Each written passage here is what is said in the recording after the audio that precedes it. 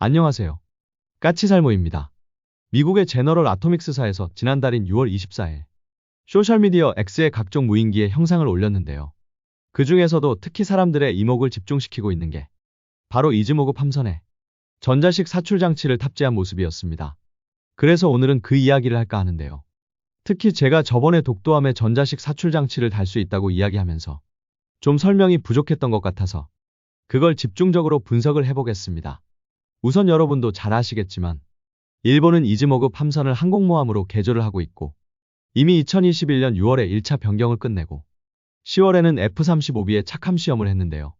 그래서 일본은 이즈모급에서 앞으로는 F-35B를 운용한다고 하고 있습니다. 그러나 항공모함은 한 가지 함재기만으로 운용되지 않고요. 당연히 항공모함은 조기경보기나 대잠 초계기도 필요합니다.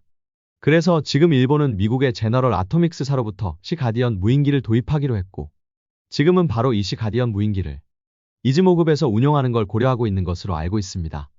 이미 미국의 제너럴 아토믹스사에서는 시가디언에 스웨덴 사브와 협력해서 레이더 모듈을 탑재하는 모습을 공개하기도 했고 시가디언에서 소나부위를 투하하는 시험을 하기도 했습니다. 물론 시가디언은 우선 기본적으로 육상에서 운용을 하게 되지만 장기적으로는 이즈모급에서 함재기로도 운용될 것으로 보이고 일본은 지금 2021년에 1차 변경에 이어서 이즈모급에 대한 2차 변경을 실시하고 있는데요. 우선 1차 변경은 비행갑판의 내열성을 강화해서 F-35B가 이즈모급에 착함할 수 있게 만든 거라면 이번 2차 변경은 바로 비행갑판의 형상을 변경해서 이즈모가 정말 항공모함으로서의 역할을 할 수 있게 개량을 하는 것인데요. 우선 알려지기로는 비행갑판을 좀 더 확대하고 비행갑판의 형상을 직사각형 형상으로 변경을 한다고 하죠.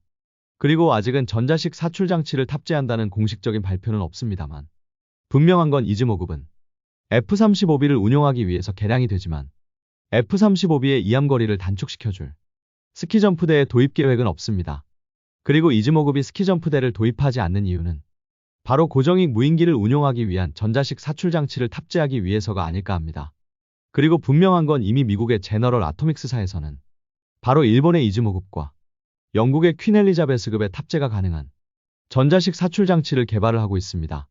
그런데 제가 저는 우리나라에 독도함에 5톤급 전자식 사출 장치를 탑재할 수 있고 그래서 3톤대의 모하비는 독도함에서 운용할 수 있지만 최대 이륙 중량이 6톤급인 카이가 개발하는 무인전투기는 탑재하지 못할 거라고 이야기했는데요. 그런데 제너럴 아토믹스사에서 개발하고 있는 전자식 사출 장치의 재원을 보고 있으니 10톤급 전자식 사출 장치도 독도함에도 탑재가 가능할 것으로 보입니다. 우리나라는 앞으로 무인전력 지휘함이라는 만재배 수량 4만 톤급의 무인기 항공모함을 만들고 이 무인기 항공모함을 위해서 내년부터 20톤급의 전자식 사출 장치를 개발한다고 하고 있습니다. 그러나 우리나라의 무인기 항공모함이 실제로 등장하는 건 앞으로도 11년 후이고 그리고 우리가 개발하는 전자식 사출 장치도 못해도 나오려면 7년에서 8년 이상은 있어야 할 것입니다. 그렇기에 우선 독도함이나 마라도함을 개조해서 우리가 개발하는 무인기 항공모함에 앞서서 우리의 수상함에서의 무인기 운용 능력을 개발하고 시험할 필요가 있을 텐데요. 그래서 최소 독도함이나 마라도함 두 함선 중에서 한 척에는 우선 바로 지금 개발되고 있는 외국의 무인기용 전자식 사출 장치를 도입해서 탑재하고 모하비를 운용해 봄으로써 우리가 앞으로 만들 무인전력 지휘함의 시험함으로서의 역할과 그리고 무인기 항모로서의 역할을 부여할 필요가 있다고 봅니다. 그럼 우리의 독도함에 도입 가능한 외국의 전자식 사출 장치는 어떤 게 있는지 좀 살펴보면요. 우선 미국의 제너럴 일렉트릭의 영국 지사에서 개발한 모델이 있습니다. 이 모델은 지휘가 영국의 퀸 엘리자베스급에 제한했지만 채택은 되지 않았고요. 사출 능력은 10톤이고 사출 장치의 길이가 20m입니다. 이 모델은 최소 50kg의 소형 무인기부터 10톤급 무인기도 사출하는 게 가능하며 무엇보다도 모듈식으로 만들어져서 항공모함을 뜯어낼 필요가 없이 항공모함 위에 모듈식으로 장착하는 게 가능합니다. 그래서 제가 특히 이 모델을 보고 실수했다고 생각하는 게 길이가 20m면 충분히 독도함에도 탑재가 가능할 것으로 보이기 때문입니다. 그리고 또 한 가지는 바로 미국의 제너럴 아토믹스사에서 영국의 퀸 엘리자베스급과 일본의 이즈모급을 위해서 개발하고 있는 전자식 사출 장치입니다. 제너럴 아토믹스사는 미국의 포드급 항공모함에 들어가는 전자식 사출 장치를 개발했지만 그 가격이 비싸고 필요한 전력량도 너무 많고 사출 장치의 길이도 40m가 넘기 때문에 현실적으로 우리의 독도함에는 탑재하지 못합니다. 그래서 제너럴 아토믹스사도 바로 무인기 전용 전자식 사출 장치를 개발하고 있고 이번에 제너럴 아토믹스사가 이즈모급의 전자식 사출 장치가 탑재된 CG를 공개한 것도 바로 이 모델로 보입니다. 이 모델은 저도 정확한 정보는 별로 없으나 기본적으로 10톤급 모델이라고 하며 길이는 기본형이 22m이지만 함선의 크기에 따라서는 10m에서 30m급까지 설치가 가능하다고 하고요. 그래서 심지어는 영국의 타입 45형 구축함에도 탑재 예시를 제시하고 있기도 합니다. 내 구축함의 헬기 갑판에 전자식 사출 장치를 탑재하는 게 가능하다는 것입니다. 그래서 현실적으로 우리가 독도함과 마라도함에 시험적으로 탑재할 전자식 사출 장치는 바로 제너럴 아토믹스사의 10톤급 전자식 사출 장치가 될 가능성이 높다고 보고요. 현재 독도함의 추진 장치는 2.5메가와트급 전력을 생산할 수 있는 디젤 엔진 4개가 탑재되어 있고, 그래서 지금 현재 독도함에 탑재된 디젤 엔진으로는 10톤급 전자식 사출 장치를 운용하는 건 무리라고 봅니다. 그래서 전력 부분은 좀 개조가 필요하다고 보고요. 개조 방식은 추가적인 디젤 발전기를 추가해주거나, 그리고 대용량의 캐패시터나 리튬 배터리를 추가하는 방식으로 이루어져야 할 거라고 보고 있습니다. 그래서 분명하게 말하지만 독도함에도 10톤급 전자식 사출 장치를 탑재할 수 있을 거라고 보고요. 이미 미국의 제너럴 아토믹스사에서 일본의 이즈모와 영국의 퀸 엘리자베스의 탑재를 전제로 개발하는 모델이 있기 때문에 이걸 우리도 우선은 국산이 개발될 때까지는 선택할 필요가 있다고 봅니다. 참고로 일본의 이즈모급은 LME 1500 가스터빈 4개를 사용하고 있기 때문에 이즈모는 전력 생산을 위한 별도의 발전기를 설치하지 않고 가스터빈에서 생산되는 전기를 저장할 저장장치만 추가해준다면 전자식 사출 장치를 운용할 수 있을 거라고 저는 보고요. 그리고 이즈모는 만재 배수량이 27,000톤의 함선으로 만재 배수량 18,000톤인 우리의 독도함보다 훨씬 대형 함선이고, 그래서 비행갑판의 크기도 더 커서 최대 이륙 중량 5톤급인 시 가디언을 운용할 수 있겠지만 우리의 독도함은 시 가디언을 운용하는 건 무리라고 보고요. 그래서 우리는 시 가디언에 비해서 좀 더 크기가 작은 모하비를 운용하는 게 적합하다고 저는 봅니다. 한마디로 우리나 일본이나 둘 다 미국의 제너럴 아토믹스사에게 무인기와 전자식 사출 장치를 공급받아서 보유하고 있는 함선을 개조해서 무인기 항공모함으로 만드는 거지만 독도함이 이즈모급보다 크기가 좀 더 작기 때문에 운용 가능한 무인기의 크기가 다를 수밖에 없다는 이야기입니다. 그래서 만일 제가 예상을 한 대로 우리의 독도함에도 10톤급 전자식 사출 장치가 탑재된다면 카이가 개발한다는 무인 제트 함재기도 이론적으로는 사출이 가능한데요. 현재 카이가 아니라고 해도 우리는 대한항공과 국방과학연구소가 이미 스텔스 무인 편대기의 시제 개발 모델을 개발해서 조만간 시험 비행을 시작할 것이고, 실제 우리가 개발하는 무인 전투기 모델은 우리가 개발하는 10,000파운드급 제트 엔진을 탑재하고 최대 이륙 중량이 15톤급이지만 지금 기술 실증기로 개발되고 있는 모델은 대략 5톤급 모델에 엔진도 우리가 개발하고 있는 5,500파운드 엔진이 들어갑니다. 그래서 굳이 카이가 개발하는 모델이 아니라고 해도 10톤 이하의 소형 무인 전투기가 필요하다면 대한항공과 국방과학연구소가 지금 만들고 있는 무인 편대기의 기술 실증기 모델을 그대로 전투기로 개발을 하면 되긴 합니다. 한마디로 말해서 우리가 개발하는 5,500파운드 엔진을 탑재한 좀 더 작은 무인 전투기를 개발하면 된다는 이야기입니다. 그런데 문제는 우리의 독도함에서 모하비 같은 프로펠러 무인기를 운용하는 것과 제트 엔진을 단 무인 전투기를 운용하는 건 분명한 차이가 있다는 점입니다. 당장 제일 큰 차이는 바로 착함 장치입니다.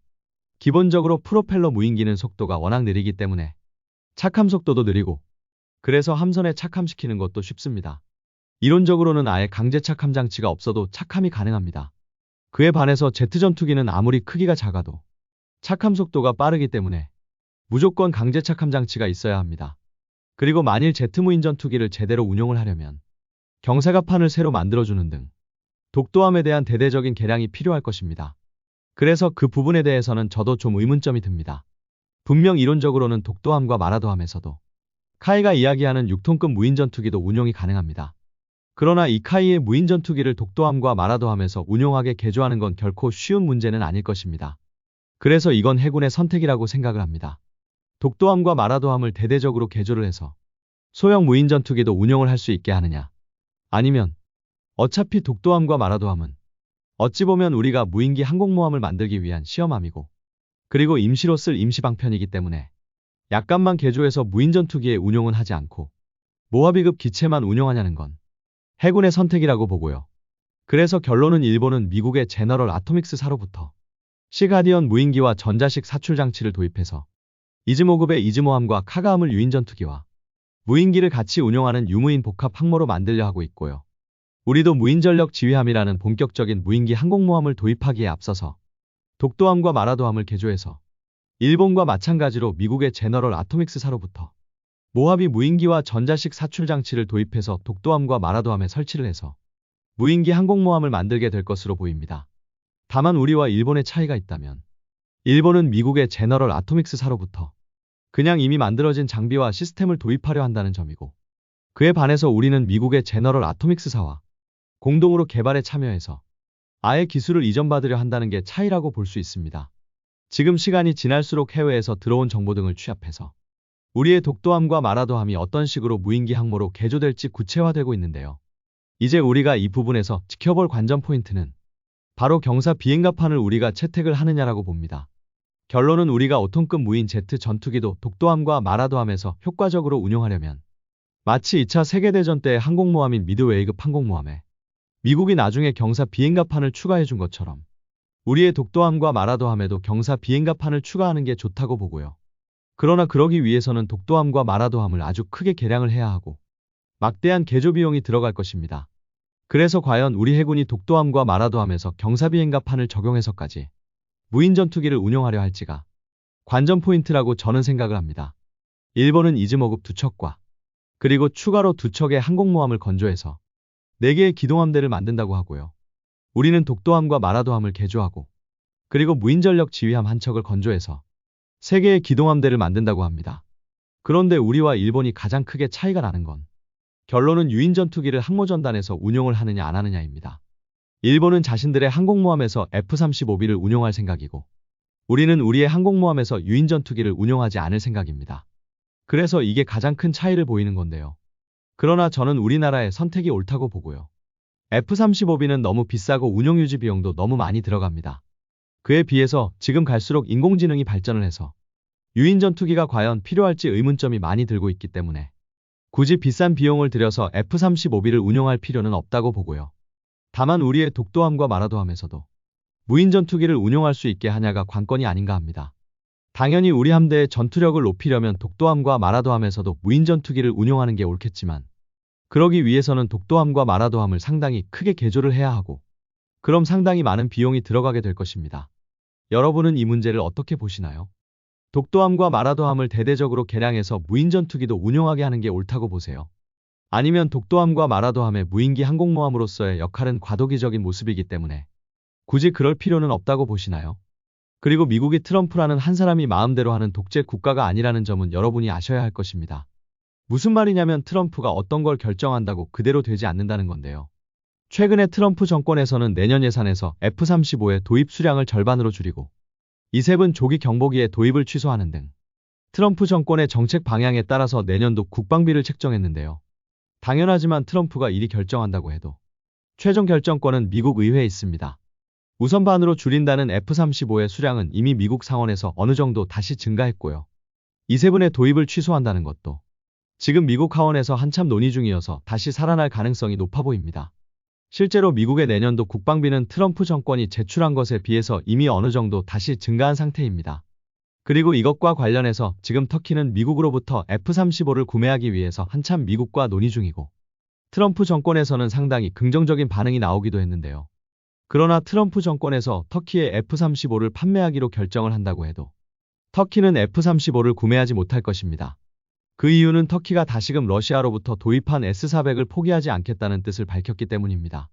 그렇다고 해도 만일 트럼프가 터키에 대한 F-35의 판매를 허락한다면 어떻게 될까요? 그건 미국의 법률 위반입니다. 정확히 국가수권법 제1245조 위반이 됩니다. 그래서 아무리 트럼프라고 해도 터키가 S-400을 포기하지 않는 이상은 터키에 F-35를 판매하는 건 불가능합니다. 실제로 터키의 F-35의 판매를 금지시킨 것도 미국 공화당의 상원의원이었다고 하고요.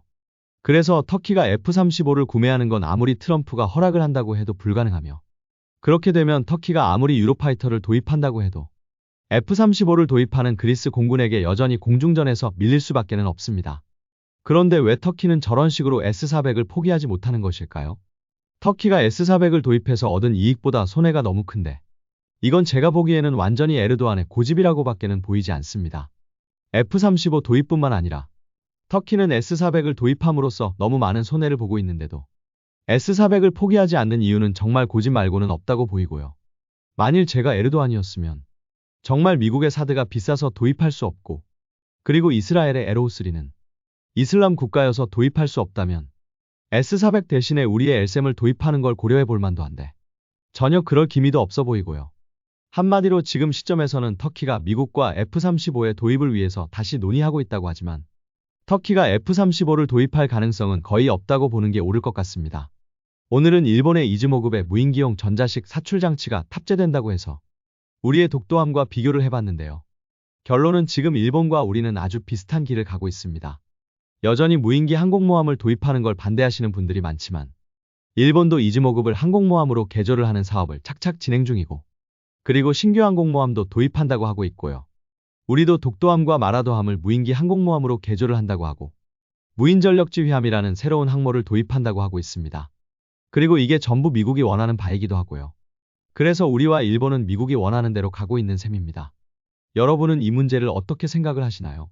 일본과 우리가 가고 있는 방향이 옳다고 보시나요? 이상 영상 봐주셔서 감사합니다.